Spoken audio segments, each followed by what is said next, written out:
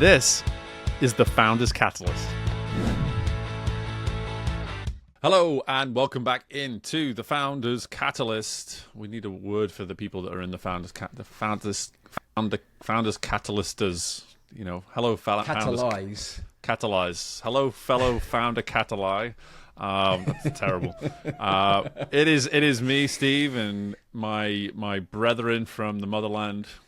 Lee is with me as well as always. And folks, listen, today we've just been chatting off air, and we've been talking about our businesses, the work we're doing at the moment.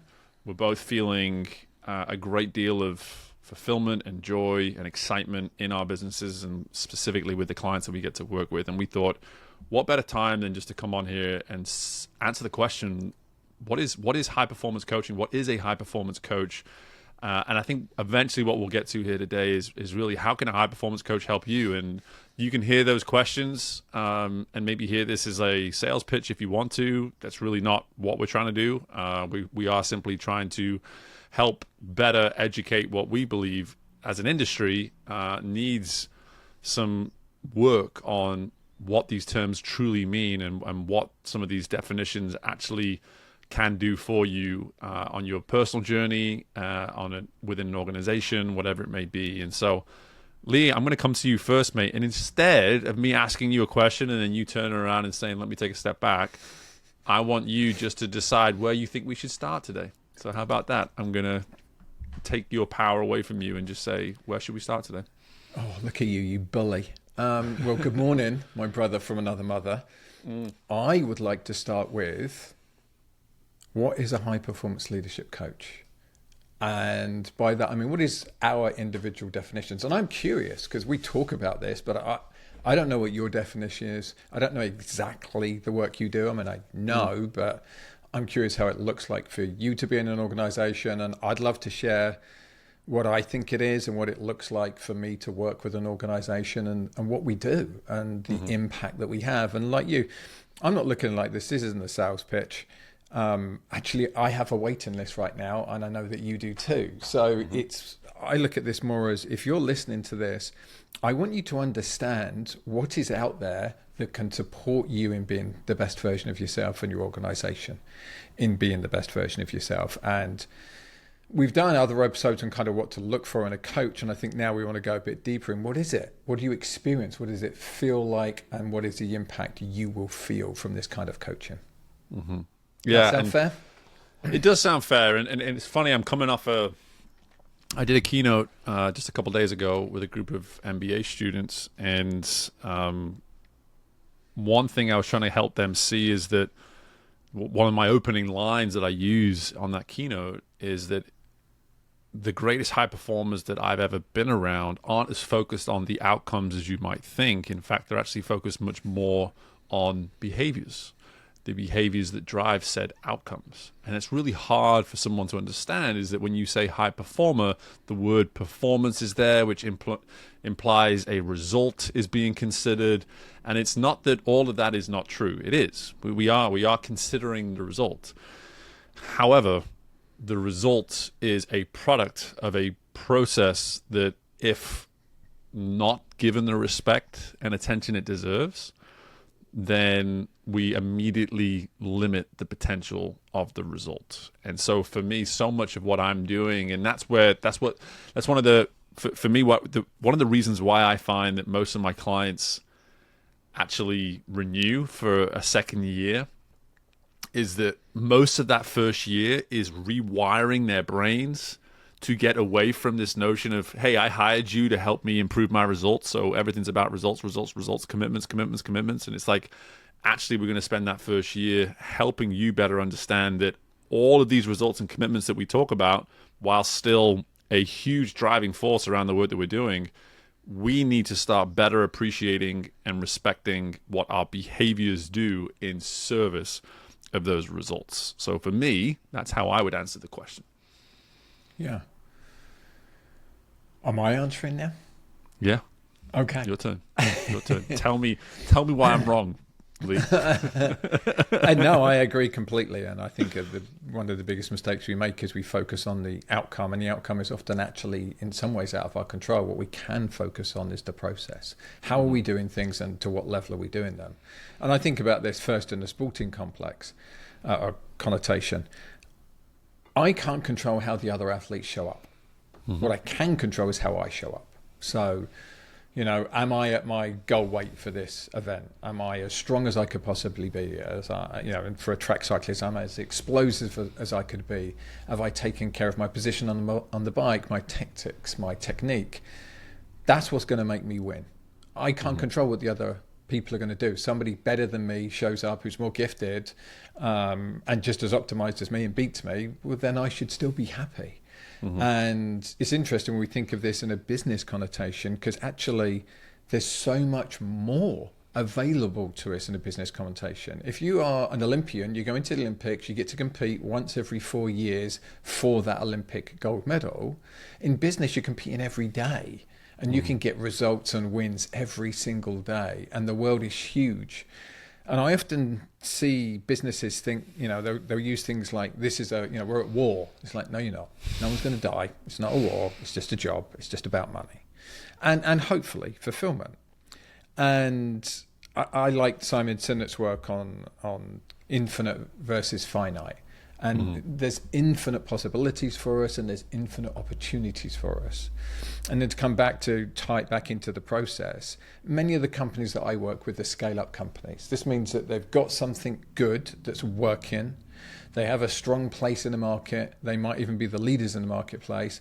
And typically they're looking for some kind of acquisition or exit at some point. And there's different ways you can go about that. You can try to kind of get yourself to be acquired, or you can just be the best company you can be, and someone's going to come along and acquire you. And I really strongly believe in the second model of your job is to be the best company you can be, and then you're irresistible to other companies or other people that may want to buy you. Right. And so that's how I think of it in this context, is focus on being the best versions of yourself. And that is everything. That's your product, that's your team, that's your culture. All of it matters. Happy people work harder. Happy people do better work. Stressed and fearful people don't work as hard, get burnt out quicker, have less capacity. Retention goes down. So what we do is we deal with humans. And the way I like to think of it is my favorite engagements, and these are the engagements that I do now, are where I coach multiple people in the same company. Might be me, or I might have another coach or two that helps me, depending on the size of the engagement. And in doing that, what we are looking to do is to harmonize the team to get the most out of them. So, I'll be involved in things like helping them with the culture in the company and write culture policy in the company. I will help the leaders understand who they are first. So, as you said, typically we get called in because there's issues. Somebody will call me in and say, these people aren't getting on. Can you sort it out, Lee? And what they expect is for me to change the problem person. And usually what I do is I help other people deal with the problem person, or I help somebody fire the problem person.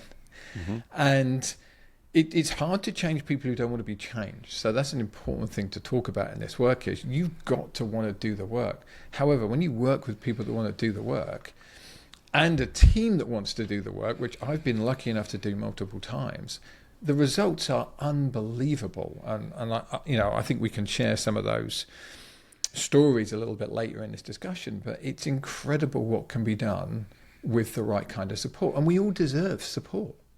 Yeah, and I appreciate you acknowledging one of the driving reasons behind why people consider coaches and bring coaches into their organizations. Typically, they identify that one person, that one problem. It's always through this sort of negative connotation, if you will. And the one thing that I've worked so diligently on in the branding, in the positioning of my business, and then I'm so honest about when I engage with a potential client, is that while I appreciate you bringing a potential problem to resolve, I would like for you to understand that coaching is about considering the possibilities. So instead of us looking at it is what is the problem, can we flip that for a moment and just say what is possible? Because what we'll find is that this one problem is probably a result of many problems, and that those will show themselves at some point. And so if we make it all about the problems, all we're going to keep doing is revealing more and more problems and focus on said problems. Whereas if we consider what's possible, each and every time we turn over a new page and we find a new problem, we're immediately going to shift our mind to, okay, now knowing this, what do we want to do about it? What is now possible? And it seems like, it's like, okay, yeah, well, duh. Obviously, that's what we want to see, Steve. It's like, well, no, believe it or not, in this world of coaching, what I've come to find when I first came into this space 4 years ago after sport was that the industry as a whole was seen as a problem-solving service. It's all about solving problems. And I'm working as hard as I can, specifically, firstly, with my current clients and then with any other potential clients, and make it clear that the sooner we embrace coaching as a service to consider possibilities versus correcting problems, is the moment we can actually maximize what it is we're getting out of the process and the service at that time as well. And so I love that you even brought us to that, because talking about success stories and things like that, all of my success stories have nothing to do. I would never tell the story from the perspective of, let me tell you about the problems we resolved. No. I'm going to tell you all about what we've accomplished and what we've gone on and done because of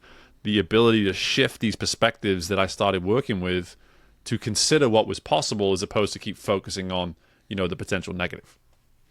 Yeah, similar to you, when I first start working with a client, I'll say this work works best and we're going to be most effective with you if we establish where it is you're looking to go. So talking to the possibilities, what's available for you? Where would you like to go? Both as a human being, like how would you like to show up as a human being in your relationships, in work, home life, like just you as a human being. And then what are the issues that you're dealing with? And we use the issues to teach you about yourself to then uncover where you can get to. And for me, this works best if our cadence is enough that we're not just firefighting. So we don't want to be just doing sessions that are firefighting. And we learn from the firefighting and we understand, why do you get drawn into these situations as a human? How does this work? Like, what is it about you that you're reacting to in these relationships? And instead, how can you be different?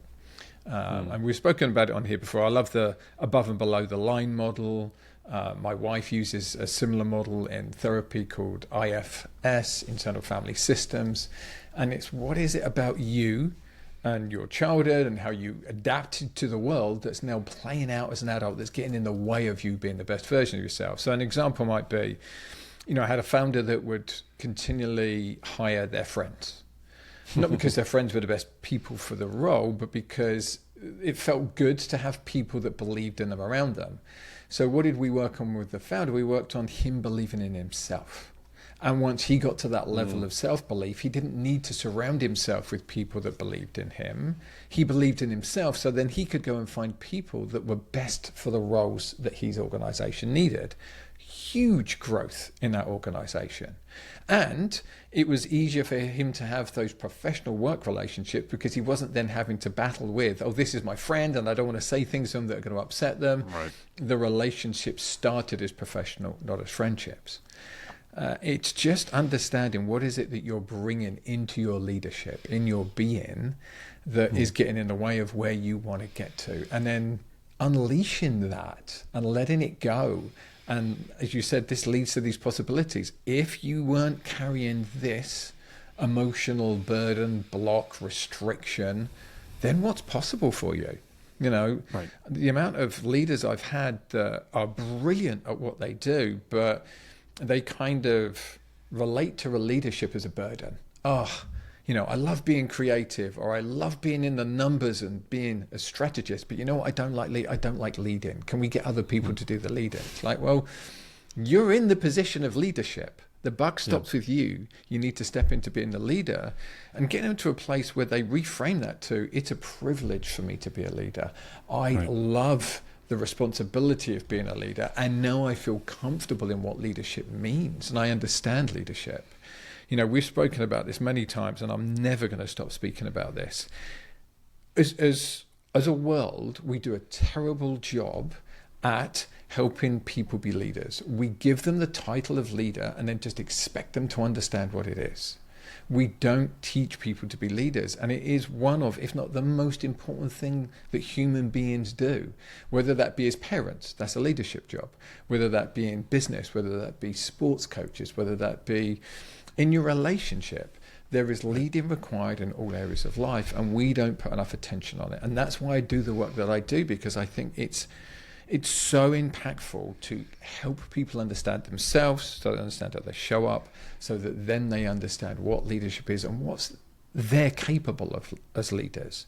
And once we can start to let go of that kind of emotional baggage, blockages, restrictions, and step into really enjoying our leadership, the world shifts hugely. You have so much more energy and you enjoy what you're doing. You genuinely enjoy it rather than seeing it as a burden. Yeah.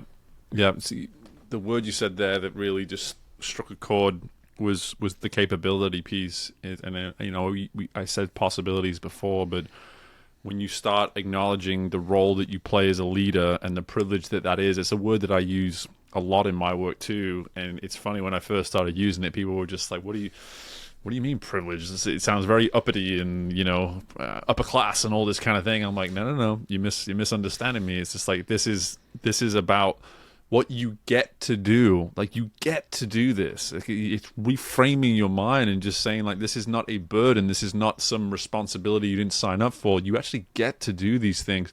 The reason that you're not enjoying it so far is that you haven't done the work, which most of the time is not your fault. You haven't done the work in order to see the privilege. The work existed, or you didn't even know the work. Opportunity. Exactly, which is where I want to give my example of the client I've now worked with the longest, and that I now work with the widest and the deepest within their organization. Is that when they brought me in, there was this individual on the executive team that they sort of cornered and said, listen, this individual is the problem, and we need to figure out the problem, and once we do, we're going to be good. And it's just like, cool. Sounds like a super easy project when you put it that way. Unbeknownst to them, I'm like, it's not going to be that simple, and lo and behold, what that one so-called problem, what it actually highlighted was the fact that there was this greater issue within the executive team that people could not share what they truly felt, and they could not share effectively. Two big things. It was like, we could not communicate how we truly feel, and we cannot communicate effectively. So what happens? An individual who is pretty much the worst at both of those things on the executive team, he eventually starts to isolate himself because it becomes so difficult. And then the other remaining members of the executive team start to look at him as the problem, when really he is just simply the result of said weakness throughout the entire executive team. And again, the beauty of our work is that what we've been able to truly slowly reveal is that as we figured that part out, and that's what I love about this story, is that this guy that was off on his own was quite literally off on his own. The first time that I spoke to this team, I sat in a room with 5 executives, 4 sat on the couch in front of me, and he stood by the door, physically stood by the door to say, like, I don't trust you, Coach Guy. Like, I don't know why I'm here, Coach Guy. And now he is Mr. Collaborative 2 years later. He is the guy that actually gets pissed off when people run with something, having not communicated why they're running with it. Like, he is the epitome of what he was sort of the opposite of, let's say, when I first started working. But what it did is it slowly revealed that this practice within the executive team was a small example of what was happening throughout the entire organization. Communication was not happening throughout the entire organization. They were modeling a behavior that needed to be organizationally elite, but they were modeling it so poorly that it couldn't help but also be poorly throughout the organization. And that's the beauty of this work, is that you see it, you see the possibilities achieved within this smaller ecosystem that is the leadership team. And the knock-on effect, which I know this is something that you're so passionate about too, is that you then get to hear it from those leaders. Like, I had no idea that this work was going to be so impactful in parts of the business that I don't even see. I don't even touch these parts of the business, but because of the knock-on effect of me doing it better with my subordinates and them doing it better with their subordinates, there's now people 4 or 5 levels within the business removed from me that are coming back to me when they get the chance to say, I'm noticing this shift. I'm noticing this behavior improving throughout the organization, and now we're all getting to benefit from it. Yeah, I've got a friend, Chris, has a company called Ripple Effect Coaching. Wonderful guy. If anybody's listening, they want a speaker, this is what he does. This is it. There is a ripple effect on how we show up as human beings, and especially as we show up as leaders. The more people in your care, the bigger your ripple effect. This is why I run men's groups, because I think we need healthy adult men behaving like adult men, not children, and the ripple effect of that. And that's why I love the work I do in men's groups, because I get to hear about it. I get to hear about how they're impacting their communities. And let's come back to that word privilege, because I have a completely different response to it. When I think about the privilege, I know you do too, but like the way that people have responded to you sharing it, when I think about that privilege, it's actually humbling to me to think about the care of duty I have to the people that I lead. That's what a leader does. You care about the people, the team, the organization that you're leading, and the impact you have on them, and the role modeling that you do to them. And you cannot do that if you are not aware of yourself, which is why my work always starts with, who are you as a human being? How do you show up? Where are your gaps? Where are the skill gaps, the knowledge gaps, and where are the emotional intelligence gaps? As you said, often we have these people in teams and we're like, oh, that's the problem over there. And then we find out, no, they're just exposing the problem. They're not actually really the problem. They're highlighting the problem, but the problem is lack of communication, almost always. I think every single organization I've gone into, one of the first things we work on is how to give feedback, because so few people are skilled at giving feedback. And then what happens is they are scared of giving feedback, or they give it clumsily. And it's typically they're scared of giving feedback because they've given it clumsily, they've had a bad response, so they don't want to give it. And then often it's also they don't give any positive feedback. They don't catch people doing things well, because as high performers, we've been told our job is to fix things. So, right back to what we're doing. A lot of what I do is to reinforce with leaders what they're doing well, so that they can go and reinforce with their teams what they're doing well. Not only am I the person coming in and reflecting the things that you can't see, some of that is also, hey, this is what you're doing well, and hey, you need to give yourself props here for this. Most of the people I deal with are like me. And for most of my life, I have been harder on myself than anybody could ever be on me. I'm more driven than anybody I know. I'm harder on myself than anybody I know. And they're the people that I work with. And part of my job is to help them understand the good they are doing, so that they can do more of it. To be that cheerleader when things get tough, that, hey, you are doing a good job here. We all make mistakes. It's okay. And how to learn from it. Because I think, I was running a leadership group the other day, and one of the executives had the realization of how lonely the CEO's job is. Because who praises the CEO? Who gives the CEO feedback of like, hey, you're doing a great job and I really appreciate you? Not often do they get that from their team. Their team want it from the CEO, but not often do we give it back to them. So part of my role is to be that person who points out, hey, you're doing a really good job right here. And I know you don't hear that very often. And it's why I like running groups and getting CEOs together, so that they can share in that loneliness. That's something I want to add to that right while you're on it, mate, is there's something that you're speaking to here, which I think is so important, and that I think separates what we do in high performance coaching to most versions of coaching, is that we've been high performers.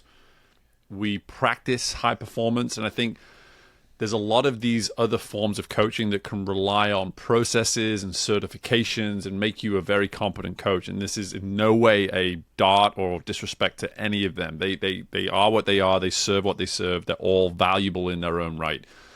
My point is that in our world, I think it's so important for us as coaches to be as relatable to our clients as possible. That is so important. And something you're touching on there that I just wanted to immediately that's why I wanted to interject and add to it now, is that one thing I am piss poor at, as recent as just yesterday, I'm talking to my therapist about this, and I'm like, Steve's doing it again.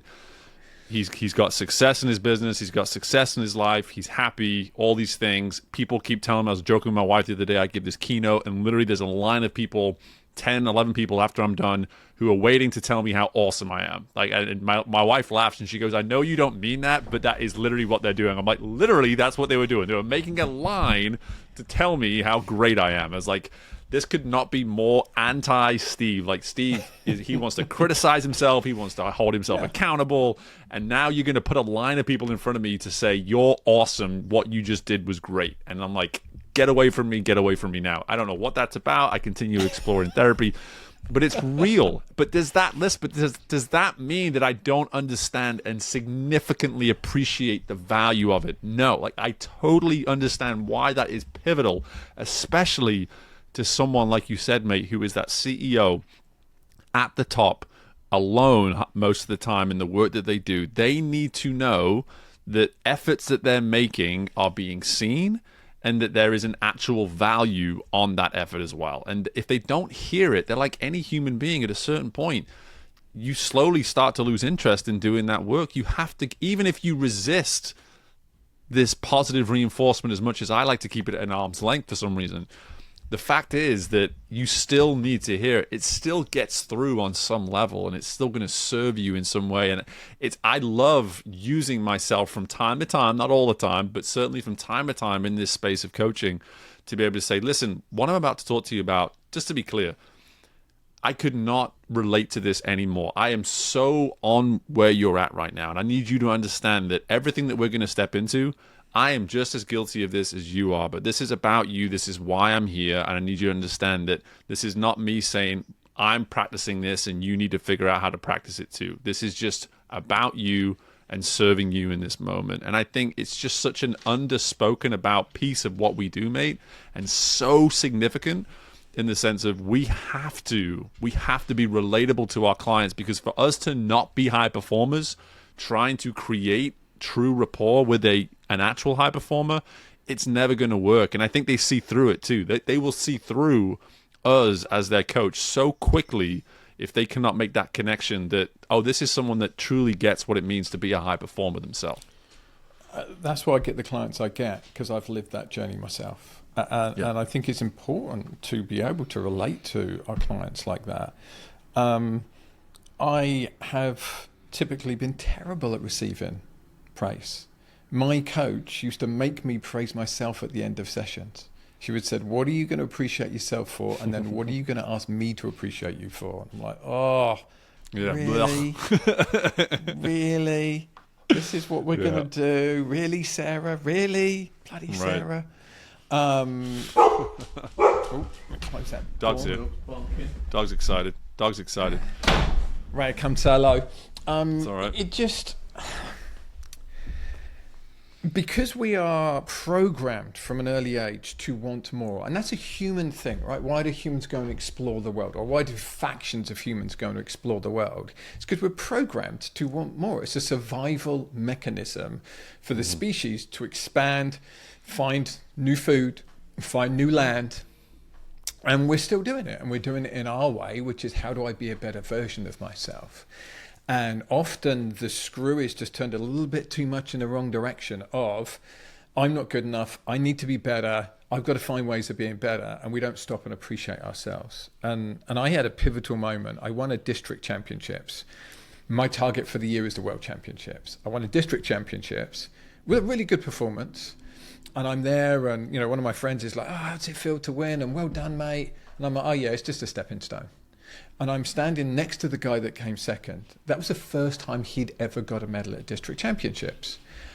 He's alight and delighted, and I'm this sourpuss of, it's just a stepping stone, whatever, not a big deal.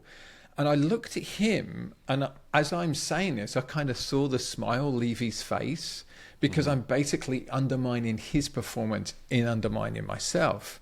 And then it really hit me, like, there is a negative impact to others from you not being able to accept praise and to accept the impact that you're having. You are downplaying others around you If you're an elevated high performer and you're saying, oh, I'm rubbish, then the others that look up to you are now hearing, well, I'm rubbish too. And that's not what you want to do. You want to be encouraging people, lifting people up, inspiring people. And that means being able to own what you do well as you can own what you don't do well.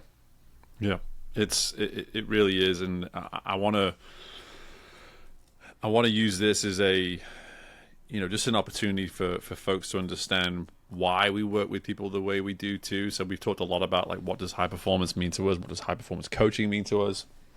And then for me, like where I've started to really find my comfort level in this space is knowing that we have a long enough block of time to do the work. So again, when I first stepped into this world of coaching in the corporate business space, however you want to put it, it felt as though everybody was prescribing the same prescription. It's like 10 sessions here, 10 sessions there. And I was just like, what is this magical number of 10 sessions? How do they know? How do they know that you're going to get everything you need out of these 10 sessions? And or why are you leaving it up to the client to decide, like, hey, when we get to session 10, you want to do another 10? And it's just like, it seems very transactional, and growth is not transactional. This kind of work is not transactional. It is ever moving. It ebbs and it flows. It sometimes goes nowhere for a matter of months, and then sometimes it just becomes an avalanche of development in a week. Like it is so unpredictable. And I made this conscious decision 3 years ago in my business, is that firstly, I'm aspiring to work with organizations, which by the end of that first year of making that choice, I was. But secondly, I will no longer work with people based on a prescribed session count. It will always be for a specific period of time, minimum 6 months. But honestly, almost every client I work with now commits to a minimum of 12. Because again, going back to our point about a high performer understanding high performance, that's the difference, is that they know everything I just said. The high performer, when I say that, they're like, well, yeah, of course, that's what growth is. It goes up and down. It gets stuck. We move fast. We move slow. I can't anticipate knowing how long this is going to take. Let's just get to work and give ourselves enough runway with that 12-month commitment to know that we're going to have at least enough time to get somewhere. And then who knows, probably build upon it. And that's what ends up happening. And so for me, I think that is what's so important for folks to understand, is that if you consider yourself a high performer and you've considered coaching, it's understanding that you need to be able to work with a coach that respects the time it might take in order to see the development that it is you want to see, to feel the behavioral shift that you want to feel. Because my average age of client is a good 5 to 10 years older than myself. And I like telling them, I'm like, listen, these are the behaviors that you've had ingrained for how many years now? And you expect me to fix this with a few weeks work or 5 or 10 sessions here and there? Like, no. Like, how long did it take you to create this habit? Okay, cool. So what are we thinking about actually shifting this behavior over time? Do we feel confident we can get rid of it by the end of the month? Probably not. We're going to need a lot more time. We're going to need to probably take a step or two back. And we're going to want to know that we have the time to do that and the space to do that too. And so if you feel as though you're a high performer looking at coaching and you feel as though you're being asked to create or to achieve results in that coaching in a very confined amount of time, that's probably the first sign that you need to know that you might be going the wrong way, that you may need someone who's like, hey, listen, I'm in this for the long term. I want this to be a long-term commitment, and I need you to see the value and the importance of it being a long-term commitment too. Yeah, for the listeners at home, I was smiling as Steve was talking. And you should be watching us on YouTube, mainly because Steve's a very attractive, bald gentleman. But I make bald beautiful. I make it beautiful. making bald big and beautiful again. Because this kind of concept that you're going to fix all the problems, and it's like, no, actually you're going to fix the problems, and I'm going to help you understand why the problems are even happening, so that they don't happen in the same way in the future. And I'm going to help you understand yourself on such a level that you are then able to understand other human beings. And you can't until you have. And look, I'm 52 and I've done 30 years of this work, and I'm still uncovering stuff about myself. I still work with coaches. I'm still in a men's group myself, and I want to be in another men's group. So I see this as a lifelong journey like you, my contracts are long because the work is challenging, and once you get in there and start doing it, people really appreciate what it is that you're doing for them, the shifts that they have in how that they reframe things, how they're able to reframe things.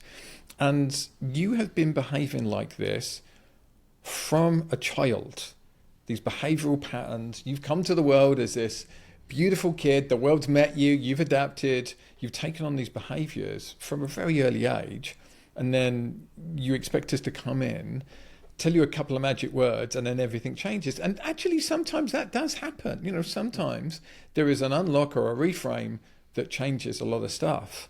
But then you realize it's a collaboration. And we're here to help you keep being the best version of yourself, just as elite sports coaches in our previous lives. You know, my athletes would go onto the track, they'd do an effort, we'd come back, we'd talk about the effort, how can we do it better? What are we doing well today? What needs to change?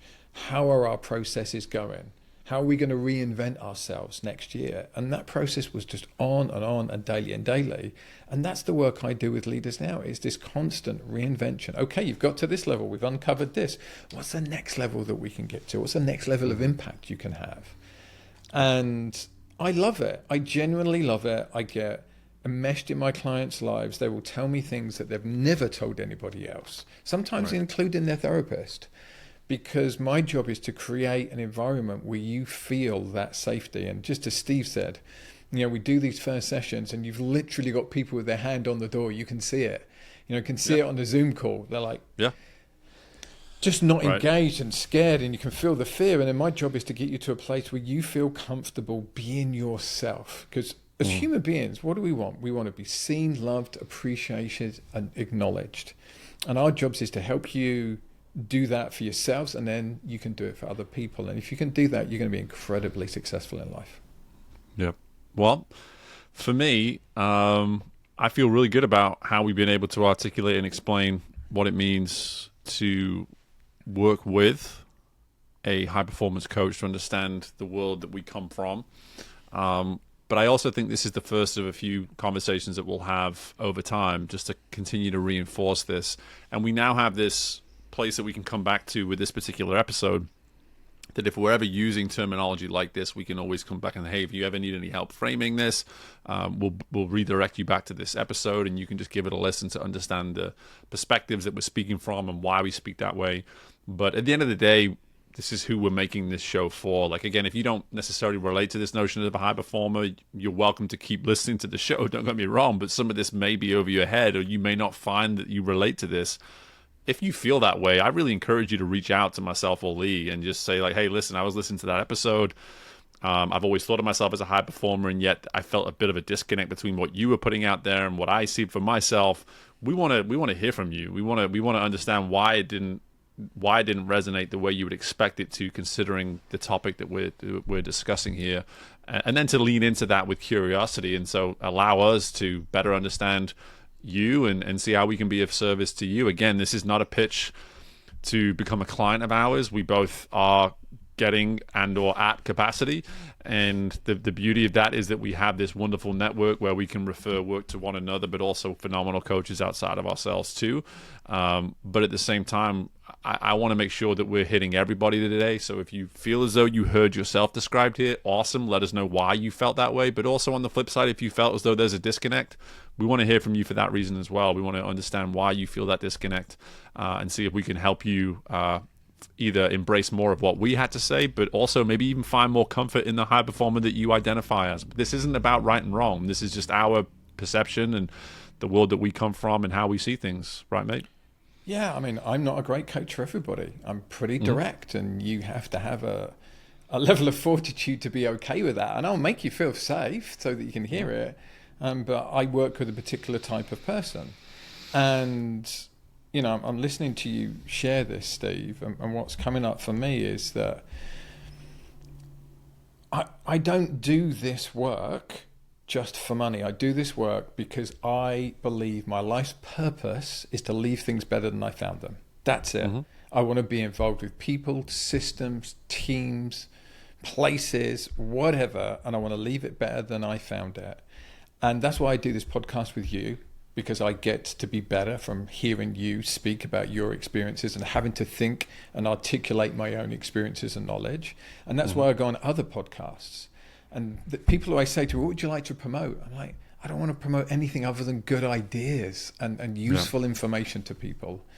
So just knowing that somebody's out there listening and that what we're doing impacts them and has a use and a purpose, that's all I need from this. I just want to make the world a better place.